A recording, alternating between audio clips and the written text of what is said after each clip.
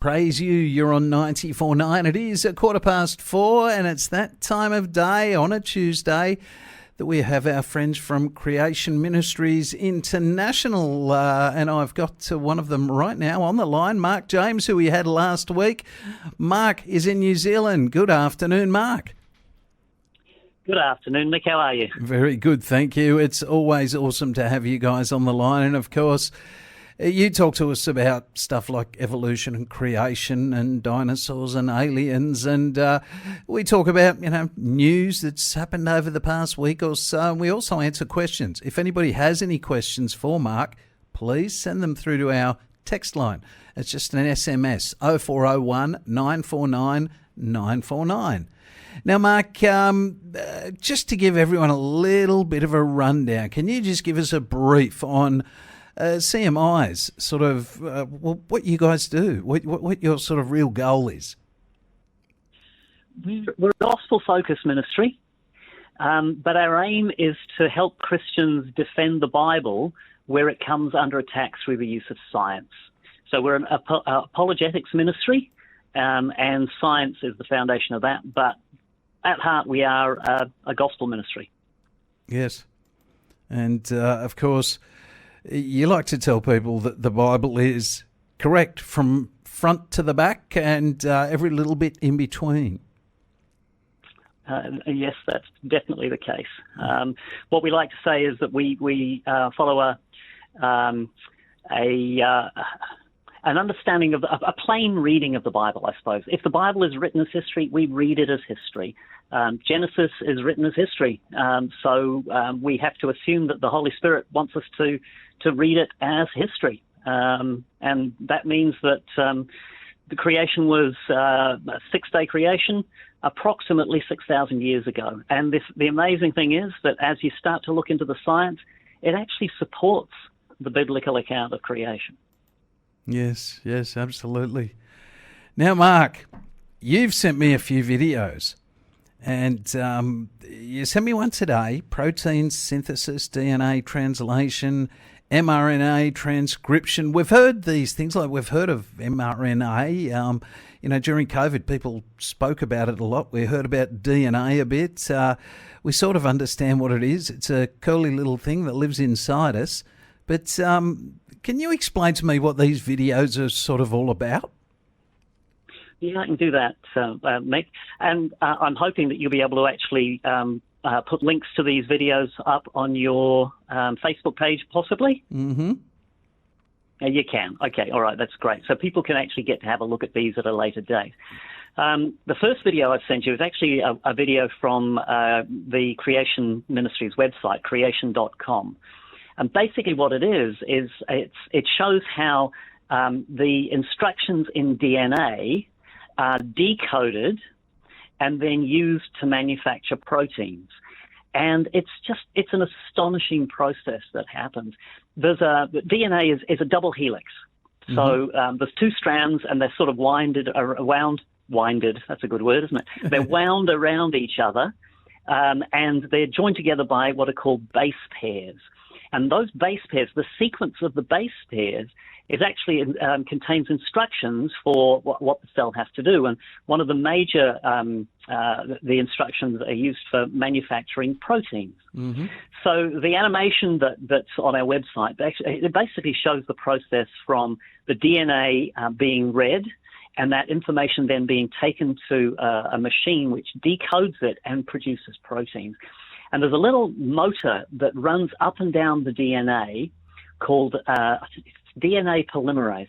And what it does is it actually, as it's running up and down the DNA, it unfolds the DNA and it splits it in two, and it makes a copy of one side of the DNA. And it produces a copy called messenger RNA. Now, the DNA actually has start and stop codons. So when this machine starts, it starts at a start codon, and it runs along the DNA until it hits a stop codon. And while it's doing that, it's actually making a copy of the DNA. And you'll see in the video that the machine actually unwinds the DNA, Yep. splits it apart, makes a copy, and then winds it back together again. And then that copy, once it's finished, that copy goes to a two-part manufacturing plant called a ribosome. And it's fed into the ribosome almost like remember the old tape cassettes? Yep. Where the cassette went past the reading head. And the ribosome almost acts like a reading head. The DNA is passed into the ribosome, and as it goes through, the instructions on the DNA are read, and the ribosome uses those instructions to effectively choose an amino acid, and that amino acid is then joined, and the amino acids are joined in a chain, which is basically the protein chain, because a protein is a chain of amino acids.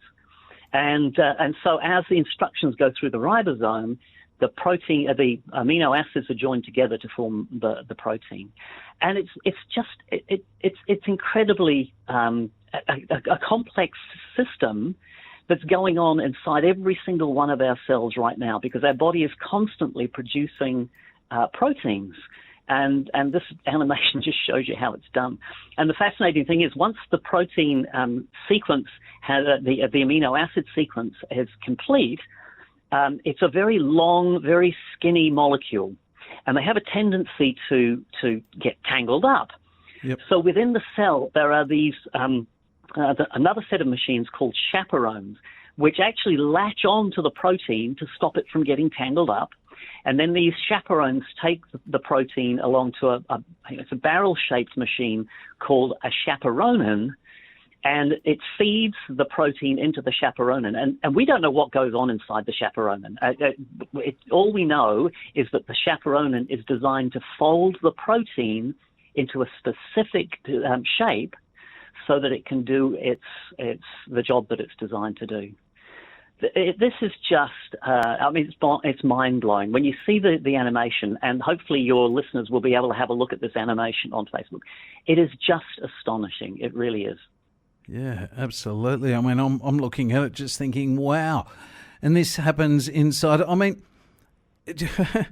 if I was an evolutionist and I got told, well, everything started with a protein, I've heard that before. Yeah. How could it possibly start if you need all this to create it?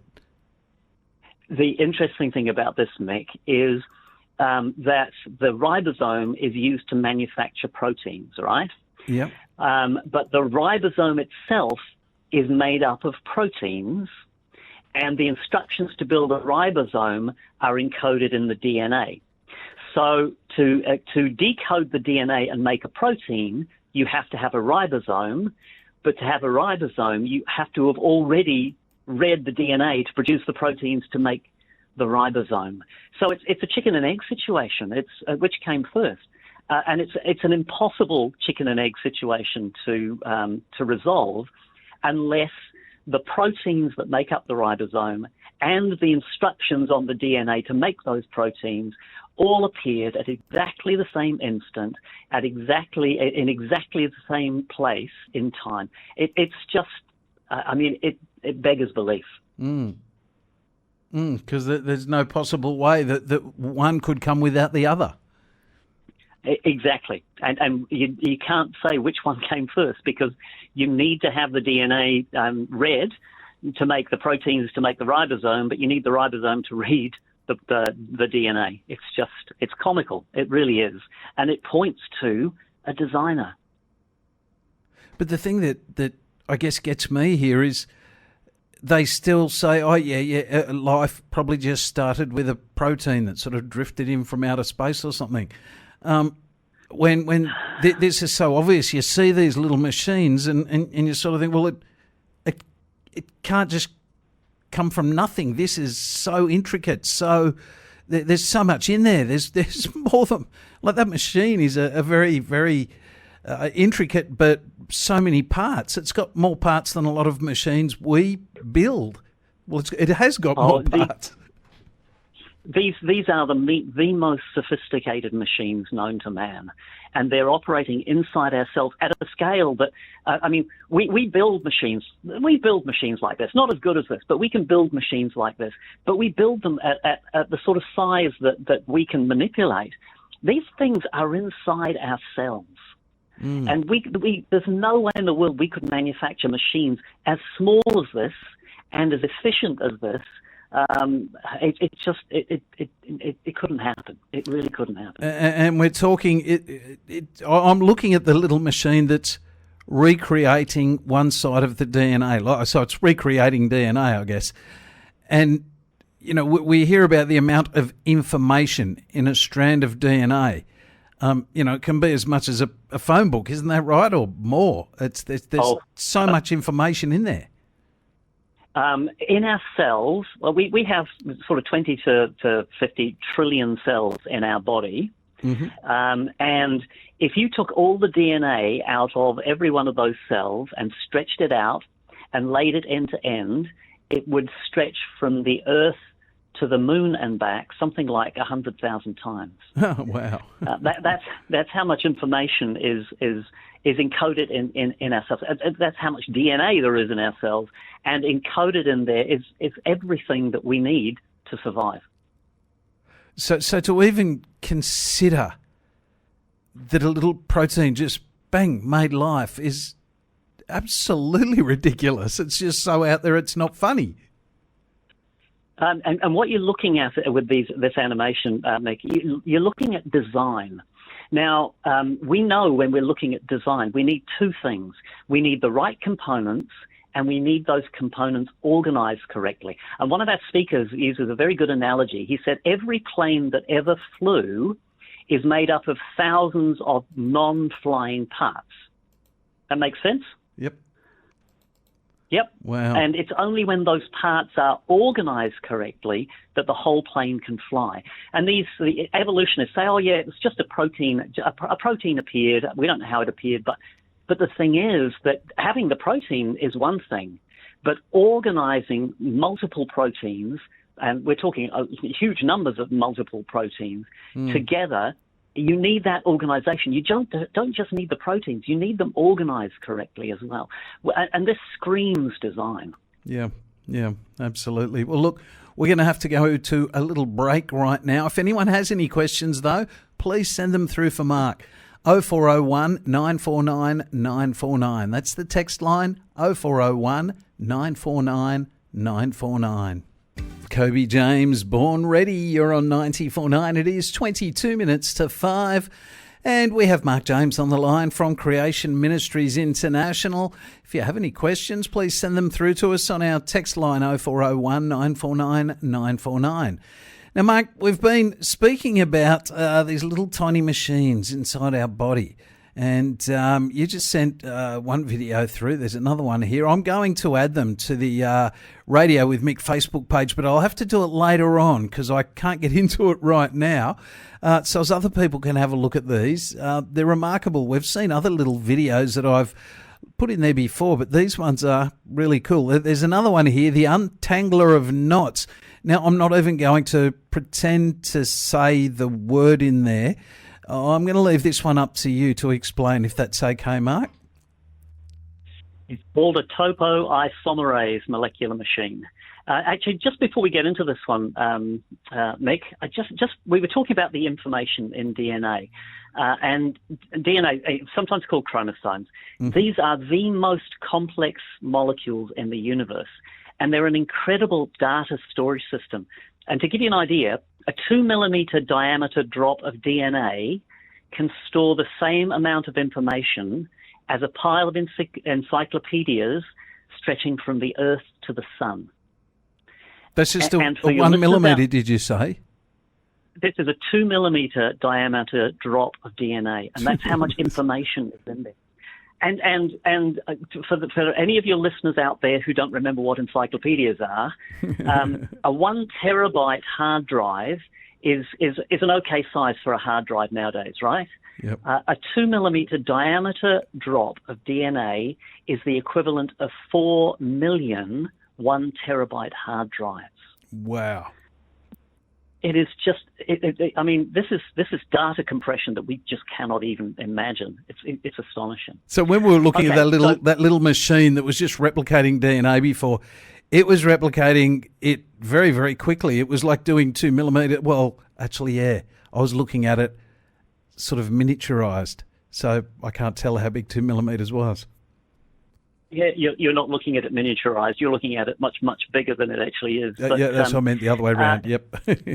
Yeah, and it's an incredible data storage system, and it has this amazing decoding system that we've just been talking about, and that you're going to load up onto your Facebook page. But one of the problems with DNA is that it's an incredibly long, very thin molecule, and when it's being decoded, it actually because it's a double helix, it actually has to spin. And it spins very quickly. And the problem with that is if you've got something long and skinny, and you spin it quickly, you find that, if you got a rope and you started to spin one end of it, very quickly you'd find that the rope starts to get tangled up with itself. Yep. And you were saying before, you've got cables on your desk, yes. And very quickly, if you're not careful, these cables start to get tangled together. Mm-hmm. And this is one of the problems that DNA has, because it's being spun very quickly. And one of the machines in the cell actually spins DNA at 10,000 revolutions per minute. See, this is about the same speed as a jet engine. And spinning DNA that quickly, it could very easily and very quickly become tangled. And I've got millions of these inside my body right now, spinning like that. Oh, yeah, yep. Wow. Yep. And if they get tangled, then you've got a major problem, because the machines, the replicating machines, won't work. Mm-hmm. But it doesn't happen because inside the cell is this incredible little machine called topoisomerase. And what it is, it's this molecular machine that has 3 gates. And the top gate opens, and the DNA, two strands of the DNA, which could get tangled, these 2 strands go inside the gate. The gate then shuts, and there's a middle gate, and the middle gate attaches to one of the strands of DNA, and it then separates it. So it breaks it in half, and that allows the other strand of DNA to drop down through, and then the topoisomerase will then join the first DNA strand back together, and then it allows both of these strands to come out. So can you see what happens is these strands that look like they're going to get tangled up, it cuts one of them half, drops the other one through, and then joins it back and joins the one that was cut back together again to stop them tangling. And it's just phenomenal how this thing works. And when you see the video, you'll see how it operates. And it is a very, very simple process, but these things have to be there, because if they're not there, then the DNA would get tangled and the whole system would shut down. And again, you can't, the topoisomerase is made up of proteins which are encoded on the DNA, so you have to be... Hello. Mark, we've lost you. Okay. Bear with me, everybody. We've had Mark on the line. I'll see if we can get him. Mark, are you there? Yes. Yes. Did you lose me there? Yes, we did. We lost you for a little bit. Oh, okay. All right. What had I just spoken about? Look, I don't know, because I was just, you were talking about, we'd already talked about how the DNA chops and then rejoins itself, and it takes the tangles out. Yes. Okay. And the thing is that the topoisomerase is a molecular machine made up of proteins, and so you've got to be able to read the DNA to make the proteins to make the topoisomerase. But if you didn't have the topoisomerase, you wouldn't be able to read the DNA anyway, because the DNA will get tangled up. So again, it's a chicken and egg situation. You've got to have both of them there at the same time. So which came first? You can't have a one that came first. They both had to be there at exactly the same instant, in exactly the same place, for this system to work. Yeah, and they're far too detailed. When you see them at this level, you've sent these videos through, you can see that there's no possible way that something this detailed could happen by chance.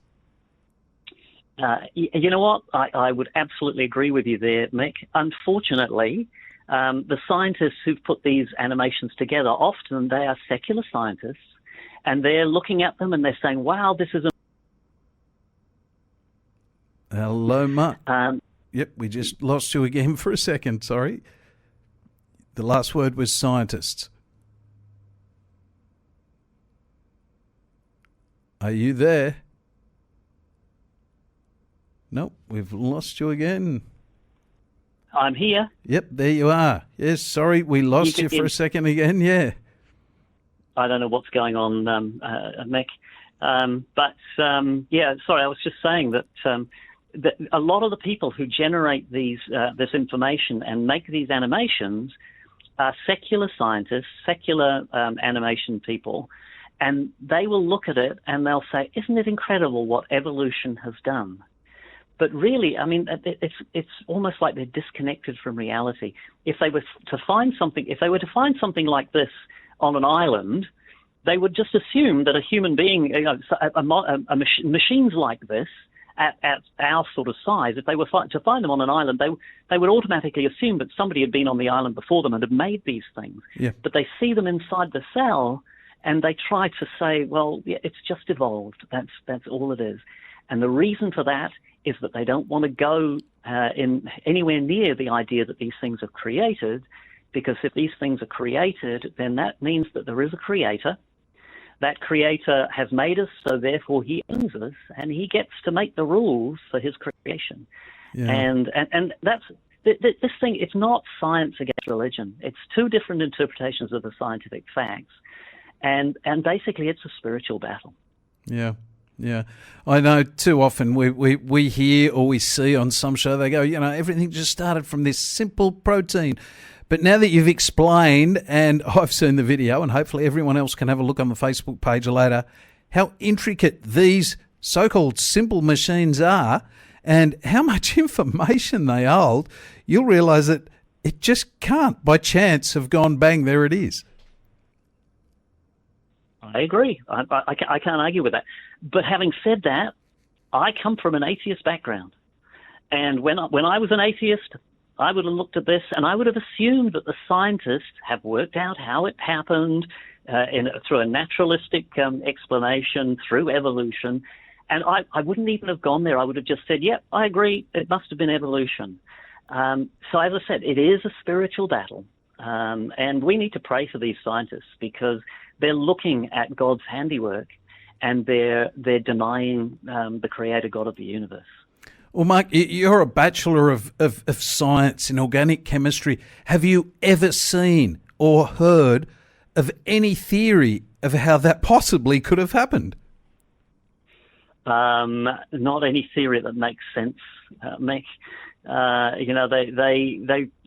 They really do struggle. I mean, Richard Dawkins is a man who has popularized evolution, and he's quoted as saying that nature looks like it's designed. Everything we see in nature is. See if I can find that quotation. He says, "Biology is the study of complicated things that give the appearance of having been designed for a purpose." So he can see the design. He says it looks like it's designed for a purpose, but according to him, it's just appeared by natural processes, by accident, due to evolution. As I say, we need to pray for people like Richard Dawkins because they are blind to the truth. Yeah. Wow. All right, Mark, look, we've come to the end of another week, and it's always awesome, and wow, it's a bit mind-blowing, all this stuff, when you realise what's inside these simple proteins that we're told, happened by chance, and you realise that there's just no chance. There's no chance that they happen by chance. Thank you so much, Mark. Another awesome week, and we'll speak to you. It'll be a few months away. I believe it is, yes. But in the meantime, obviously there's going to be other Creation Ministries scientists who are going to be on your show. But I'd also encourage people to go to our website, creation.com, and you'll find a lot of these animations there. You just go to the Media Center and then look for animations. And there's plenty more animations there for people to see as well. Awesome. Thank you, Mark.